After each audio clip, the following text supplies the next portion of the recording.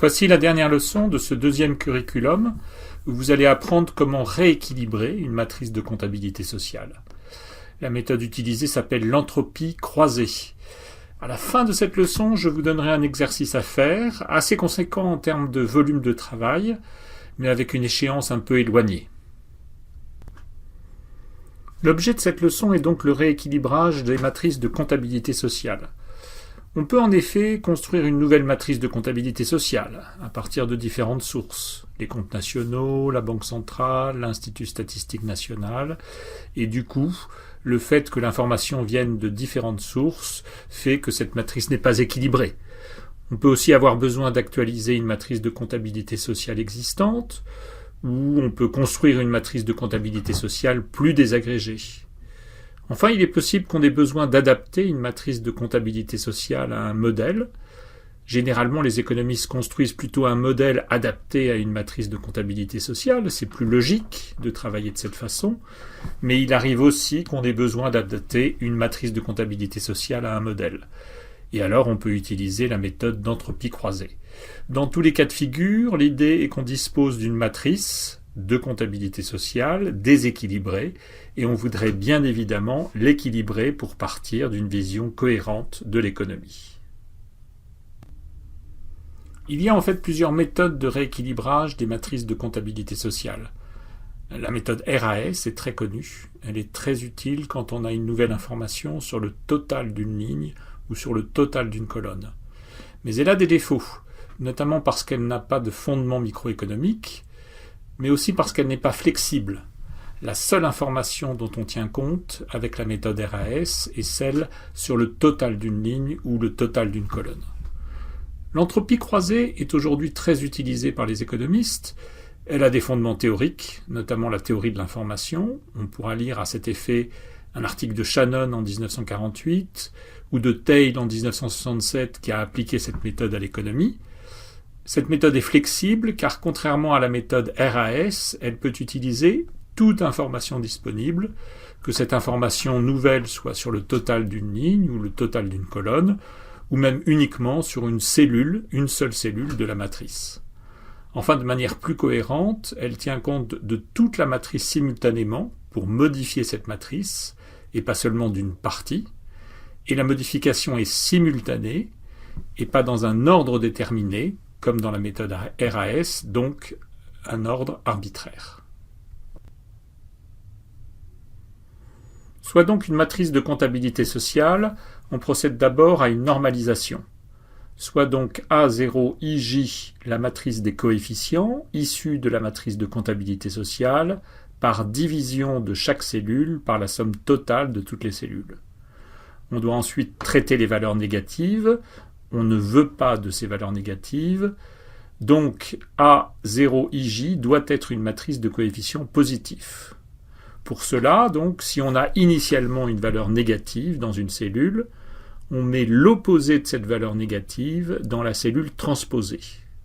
Donc si A32 est négatif, on met moins A32 dans la cellule 2,3, et bien sûr on met 0 dans la cellule 3,2. Et on sait que ça signifie la même chose en termes de versement d'un agent à un autre. Le programme se formalise donc de la manière suivante. On cherche une nouvelle matrice A1IJ avec des coefficients petit a1IJ, tels que l'ensemble de ces coefficients minimise la fonction somme sur i, somme sur j, des A1IJ fois log de A1IJ sur A0IJ. C'est ceci qui est la fonction d'entropie croisée. Il y a bien sûr un certain nombre de contraintes que la solution doit respecter. D'abord, pour tout j, la somme sur i des A1IJ doit être égale à la somme sur i des A1JI. Donc la somme de la jème colonne est égale à la somme de la jème ligne.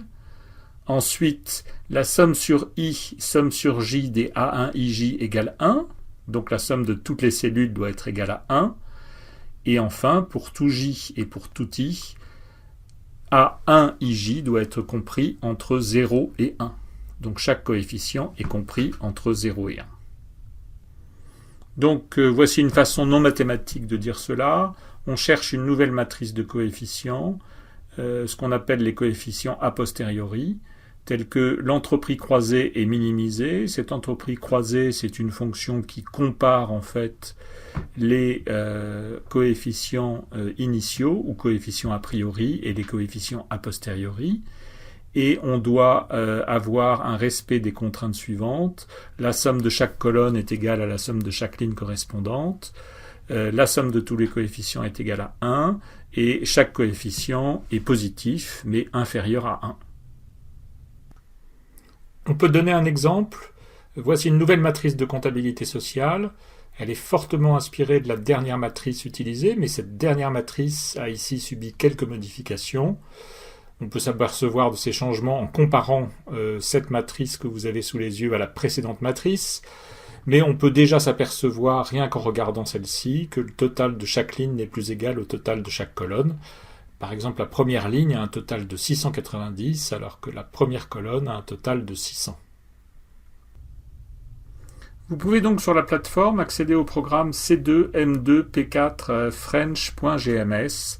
Ce programme est inspiré de l'article de Lemelin, Fofana et Cockburn, dont vous trouverez la référence à la fin de cette vidéo. C'est un programme qui va rééquilibrer cette matrice de comptabilité sociale en utilisant une méthode d'entropie croisée. D'abord, donc, je réintitule les lignes et les colonnes en mettant devant chaque titre de ligne ou de colonne I1, I2, I3, I4, etc. En effet, si je ne le fais pas et si je consulte les fichiers de solution, une fois le programme effectué, la matrice de comptabilité sociale aura un ordre modifié par rapport à l'ordre traditionnel, puisque le programme GAMS va me mettre cette matrice et ses lignes et ses colonnes en ordre alphabétique. Ensuite, je crée un alias de l'indice de ligne ou de colonne. Je peux utiliser donc soit R_C, soit C_R. Ensuite, je rentre la matrice initiale de comptabilité sociale, c'est la table MCS0 RCCR. Ici, je ne la montre pas car cela me prendrait trop de place, donc vous pouvez la regarder dans le programme GAMS ou à la fin de cette vidéo. Attention, je contracte cette matrice en fusionnant les colonnes et lignes production de biens et services et activité. Ensuite, je déclare un certain nombre de paramètres par l'instruction parameters, au total 5 paramètres. D'abord, total 0, qui est le total de toutes les cellules. Ensuite, A bar RCCR, qui sont les coefficients a priori de la matrice de comptabilité sociale. Ensuite, MCS1 RCCR, qui est la matrice de comptabilité sociale reconstruite que j'obtiendrai à la fin de ce programme. Ensuite, delta, qui est un paramètre pour le traitement des zéros dans les logarithmes, c'est quelque chose que je vais expliquer un petit peu plus tard. Et puis un nouveau paramètre, neg RCCR, qui est un paramètre pour le traitement des valeurs négatives. Je normalise la matrice, donc tout d'abord, en divisant chaque cellule par le total de toutes les cellules. Donc d'abord, j'assigne à total 0 la somme de toutes les cellules, c'est l'instruction total 0 égale somme sur RCCR de MCS0 RCCR. Ensuite, je définis une nouvelle matrice en divisant chaque cellule par ce total.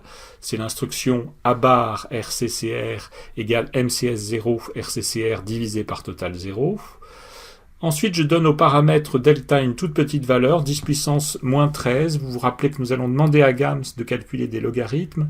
En mettant ce paramètre dans chaque logarithme, on est certain que ce logarithme sera défini, puisque je vous rappelle qu'un logarithme est défini uniquement sur des valeurs strictement positives. Et puis en même temps, ce paramètre est suffisamment petit pour que cela ne modifie que très peu la solution. Ensuite, je réalise une imputation, l'imputation de l'opposé de cellule négative sur la transposée. Donc j'ai une première ligne neg RCCR si A bar RCCR plus petit que 0 égale 1. Donc je donne la valeur de 1 au coefficient neg si effectivement sur une cellule j'ai une cellule négative. C'est quelque chose qui me servira à la fin du programme. Ensuite, j'écris une instruction qui dit en gros si la cellule IJ est négative, regardez la condition $, je mets dans la transposée, donc dans la cellule JI, l'opposé. Alors en fait, c'est pas l'opposé, mais il pourrait y avoir une valeur dans cette cellule IJ, dans cette cellule JI. Donc je retranche de cette valeur l'opposé de la cellule IJ. et je mets dans la cellule IJ la valeur 0. Ensuite, on procède à une déclaration des variables du modèle. Il y aura deux séries de variables. La variable entropie, qui est la fonction que le programme va minimiser, et la variable définie sur toute la matrice, qui sont donc les nouveaux coefficients. On l'appelle souvent matrice de comptabilité sociale a posteriori, alors que la matrice initiale est appelée matrice a priori. On procède ensuite à une initialisation des variables. L'initialisation de la variable se fait uniquement s'il y a un paramètre initial dans la cellule de la matrice initiale, sinon je n'initialise pas cette variable. Cela me permet de ne pas créer de variable AIJ s'il n'y a pas initialement de paramètres dans la cellule correspondante. En effet, si j'écrivais A.L R underscore C, C underscore R égale A bar R underscore C, C underscore R, je créerai autant de variables qu'il y a de cellules, alors qu'en écrivant A.L R underscore C, C underscore R, si A bar R underscore C, C underscore R égale A bar R underscore C, C underscore R. Donc, en ajoutant cette condition, je ne crée pas de variable correspondant aux cellules où il n'y a pas initialement de paramètres. La fonction objectif est initialisée à 0 par l'instruction entropie.L égale 0.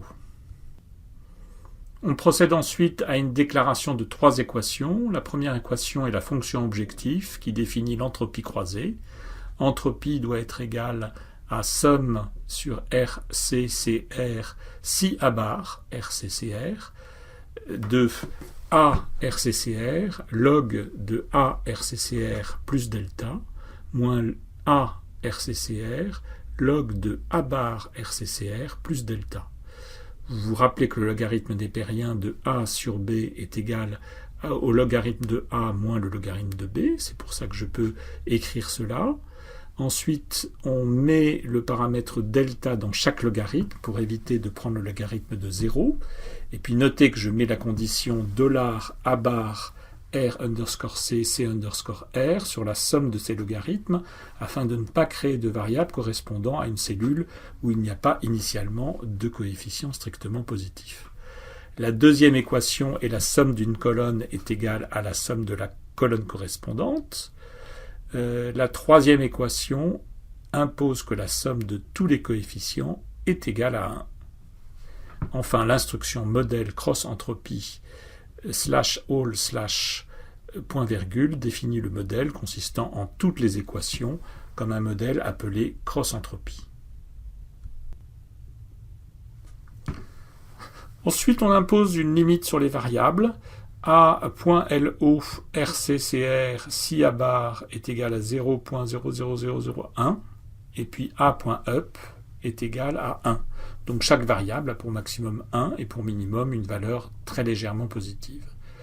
Encore une fois, notez que je mets la condition $A bar R underscore C, C underscore R sur la définition de chaque limite afin de ne pas créer de variable correspondant à une cellule où il n'y a pas initialement de coefficient. On demande ensuite une résolution du modèle par l'instruction solve. Attention, on utilise NLP qui est un non-linear programming, donc une programmation non linéaire, et puis on minimise la fonction entropie. On demande les résultats. Une nouvelle matrice non normalisée est créée par l'instruction MCS1 RCCR et c'est égal à A.L, donc la valeur actuelle des variables A fois total 0. Donc je multiplie chaque coefficient par le total des cellules de la matrice initiale. Donc la matrice a posteriori a le même total que la matrice a priori. Ensuite, l'instruction MCS1 RCCR si neg est égal à moins MCS1 me dit que si dans la cellule IJ il y avait initialement une valeur négative, alors je mets dans cette cellule l'opposé de la cellule JI. Et la ligne suivante permet de mettre la valeur 0 dans la cellule JI. Donc je finis de traiter en fait les valeurs négatives en remettant des valeurs négatives dans les cellules où elles étaient initialement. Enfin, je vérifie les résultats, regardez les dernières instructions. Elles permettent de calculer la somme de chaque colonne et de chaque ligne, puis la différence entre les deux. Cela permet de vérifier que la matrice est bien équilibrée en vérifiant que chaque paramètre, chaque R_C est égal à 0 ou très proche de 0. Voici les matrices a priori à gauche et a posteriori à droite. On peut faire une comparaison des deux. Les valeurs ne sont pas trop éloignées les unes des autres. Et puis dans la matrice de droite, le grand intérêt, c'est qu'il y a équilibre entre lignes et colonnes. Vous pouvez le vérifier en regardant le total de la première ligne, le total de la première colonne, etc., etc. Voici quelques articles qui vous permettront d'approfondir vos connaissances sur la méthode de l'entropie croisée. Un article en français, 2 articles en anglais, et évidemment vous pourrez en trouver d'autres sur le net. Voici le travail à faire. Il vous faut prendre une matrice de comptabilité sociale. J'imagine que vous serez intéressé par prendre celle de votre pays. Si vous n'avez pas accès à ce type d'informations, demandez-nous et nous vous ferons un plaisir de vous diriger vers une source d'informations fiables. Évidemment, le modèle en équilibre général calculable que nous avons construit pourrait être inadapté à cette matrice. Il pourrait par exemple y avoir des taxes ou des subventions que nous n'avons pas introduites dans le modèle. Donc, soit vous adaptez la matrice de comptabilité sociale au modèle, soit vous adaptez le modèle en introduisant ces nouvelles variables ou paramètres. Nous vous conseillons de ne pas trop changer le modèle, mais si vous vous sentez en confiance, vous pouvez évidemment changer le modèle. Et vous pouvez bien évidemment nous en parler. Nous vous demandons finalement de réaliser l'évaluation d'une réforme politique, celle de votre choix. Commencez par quelque chose de simple, détaillez les mécanismes en jeu de manière très précise. Nous vous donnons 3 mois pour réaliser cette évaluation. Surtout, n'hésitez pas à nous parler très vite de votre projet. Bon courage et à très bientôt.